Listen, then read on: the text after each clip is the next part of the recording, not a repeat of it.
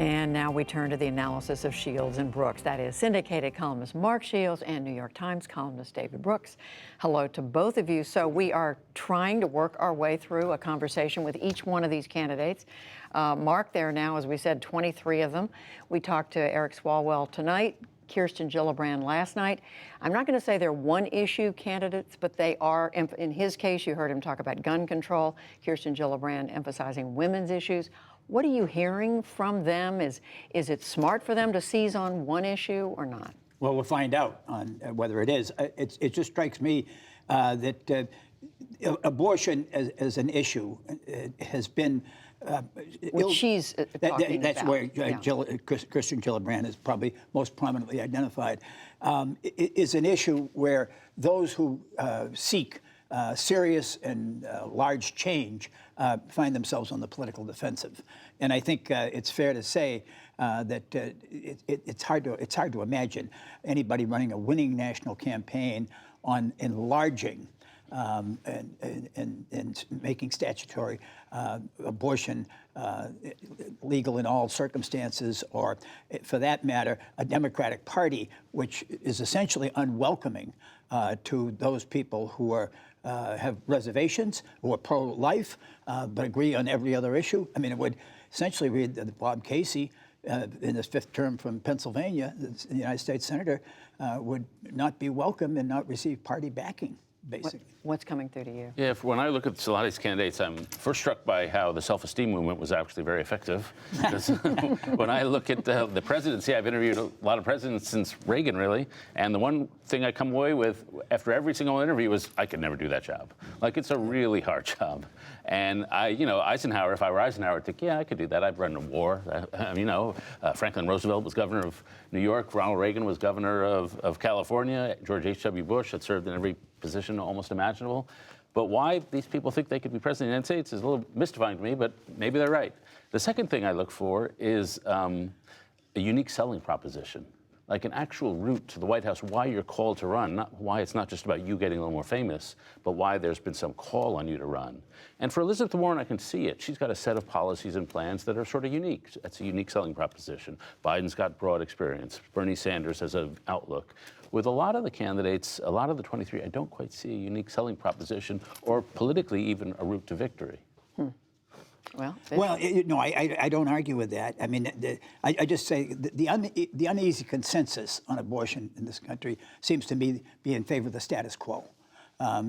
Which is rape, incest, and the life of the mother, and that, to me, if you start to change that, which I think Republicans are finding right now, when you've got the Republican national chair disavowing it, and the Republican Senate Majority Leader disavowing the latest change, the most zealous changes that the Republicans are making, I think it tells you something about the politics of that issue. It's weird that 50% of the country is sort of in the middle on abortion, and Gillibrand says no Democratic candidate should get support if they're in the 50%, which is like a guarantee of permanent minority.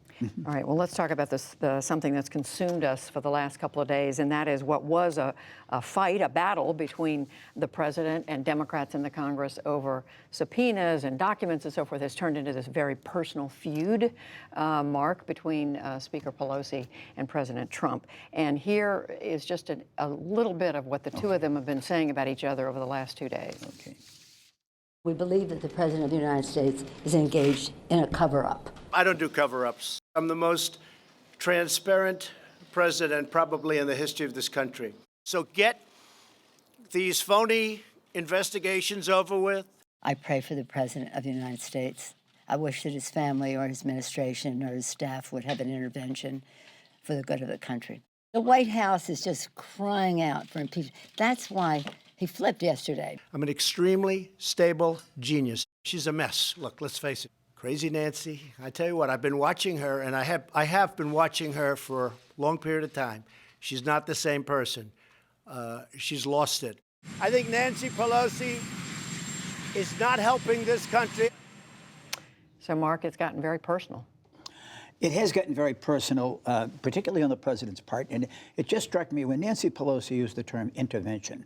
That's a serious, that's an attempt, a collective attempt, a cooperative attempt, a collaborative attempt on the part of family and friends to intercede and to present to a person they think is suffering from an addiction or some sort of condition, that condition is out of control, and with the idea of seeking remedy and seeking repair, I don't think she used the term lightly.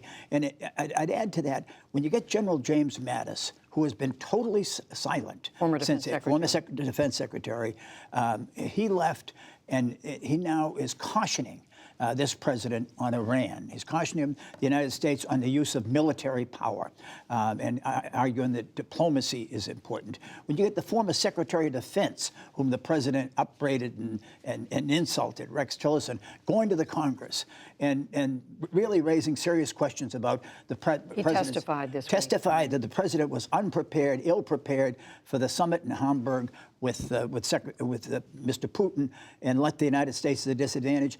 I think that there's a larger message here than just political back and forth. I think there's a serious concern about this president and this presidency. And Judy, the first rule I learned of covering American president politics is beware of the presidential candidate who does not have friends of his or her own age who can tell him when he's wrong and to go to hell. And right now, there are no grown-ups left in the White House. Donald Trump has Mr. Kushner and Mr. Miller as his two confidants. How serious do you see this? Yeah, I mean, it irks me that they're both questioning each other's mental competence, basically. You can question policies, you can question a lot of things, but to say someone is basically in mental decline, it just strikes me as a little too personal. Donald Trump is in the Hall of Fame of the World Wrestling Federation, and he's taking it to the World Wrestling Federation levels of confrontation. And do I think he knows what he's doing? Well, at some level, I do think he does. The question is, in that stage play when he confronted all the Democrats, was it him going crazy because he's so self-obsessed? Yes. But is there also some craftiness to it? Yes. But I think it's politically the right move for him. If you look around the world, what's rising is hostility to elites. Modi gets elected, Australia, Brexit, Netanyahu, it's just all over the world. And you can win, you can be forgiven a lot of sins if you oppose coastal elites in our country, urban elites. And he's riding that train. And Nancy Pelosi is a good foil for that. And politically, I do think it's not crazy what he's doing. Well, Could I just disagree with David? Okay, and that's this. I don't think it is shrewd. I mean, remember what they were discussing. I'm sorry, you don't think? I don't think it is shrewd. I don't think it's clever. What they were discussing is the infrastructure of the United States. If there's one issue on which there is agreement that the country that was number one in all infrastructure, roads, highways, airports, ports, rail, just 15 years ago, and is now number 9. And we've fallen apart. We've got an $836 billion backload. We haven't raised the gasoline tax in 26 years. And if there's something with the economy just maybe needing a goose very well next year, I mean, this begs to be done. It's something the country desperately needs. And he walks away from it. He walks away from it and just ignores it when in fact, he could have a political success and a public success. Well, I would say, first of all, the fact that he walked away from it shows he cares about more himself than the country. Yes. That I agree with. Okay. But I don't think it's wrong to think that voters are driven more by animosity than by what have you done for me.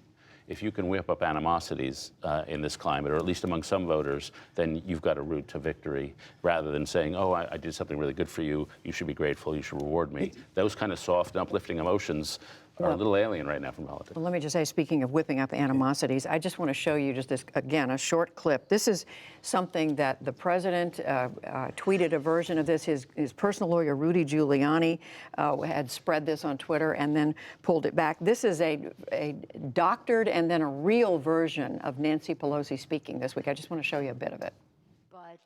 And then he had a press conference in the Rose Garden with all this sort of visuals that obviously were planned. And then he had a press conference in the Rose Garden with all this sort of visuals that obviously were planned. So, and I mean, we've seen this happen in social media. It's what's going on right now. But to know that the president's lawyer, the president was pushing another version of Pelosi. They pulled together some clips where Pelosi was speaking in a sort of halting way and had it on Fox Business Channel. I mean, What are we seeing here? We're seeing, Judy, the lack of any moral center or compass in a president and a presidency. I mean, when they're going to ask, the grandchildren are going to ask, what did you stand for, Grandpa? What did you do? I mean, when Roosevelt brought a country that was on its knees and its back to its feet, when Ronald Reagan won the Cold War, when Lyndon Johnson brought civil rights to the country, this is what he's going to say. I doctored up. I made my opponents look bad. I put out phony tapes on them. I mean, this is beyond. This is an indignity to the office, and it's a disgrace, really, to the country. Yeah, I agree with that, but it's sort of the times. You know, we're sort of the old legacy media, the NewsHour, the New York Times, Washington Post, we're legacy media. But the one thing legacy media has is we have basic standards below which it's unimaginable to sink, like making up stuff. And if you do make an error, you correct it. And so that's just the job we do. It's the normal thing, part of our world. The internet comes in, and there are some things on the internet that are great, that live up to the standards that we're used to as professionals, and some things that are not. And you've got to make the distinction between those above the line and those below the line. But that distinction between above the line and below the line seems to get washed away on the internet, and it doesn't help that the president doesn't even seem to acknowledge the idea of the line. It's the internet, it's social media. It's also some work being done on cable news. I just want to quickly, finally come back to what has apparently gotten under the president's skin, David, and that is the Congress under Pelosi, the House. She's saying we're not going to move directly to any sort of impeachment proceeding, but we are going to continue to gather facts. Yeah. Are we seeing that train move inevitably down the track? It's the question I was asking Congressman. Yeah, I think we are, actually. I think she's right to slow walk it. But if you look at the shift to where Democratic voters are, the Democratic voters in recent polls have shifted much more to we need to impeach. That's certainly where the base is. The Democratic candidates, the presidentials out in the field are moving in that direction. So I think we're probably going to move in that direction. Again, I worry it gives Trump his only argument, that they're out to get me and they're wrong and it's hyper-partisan, my tribe, then their tribe. It's the argument he likes to have, and I do think he is sort of goading them into it. Do you think the House is, can the House stop what's going on right now? I mean, are we just inevitably moving in the direction? I don't think inevitably. I mean, I think those who were sure that we're inevitably moving were sure that the Mueller report was going to do it, that Michael Avenatti, who has his own serious problems right now, was going to be the witness that brought everything down, that Michael Cohen, God bless his soul, who's now in federal detention, correction, was going to do it. So, you know, I'm not sure the inevitability of the case against President Trump. I will say this, that Nancy Pelosi's been vindicated by 2 court decisions this week that required Deutsche Bank to turn over its financial records. Right. And so maybe those who say that the courts were too slow may be wrong. I mean, if the courts do act quickly, and you've got New York State, which is going to make available the tax returns to the U.S. House. So there are a number of fronts. If the president, in fact, stonewalls these decisions and refuses to do it, then I think that he starts to make the case himself for his own. A lot of shoes. Shoes are dropping. Maybe more shoes will. Maybe as many as Imelda Marcos' shoes. Mark Shields, David Brooks, thank you.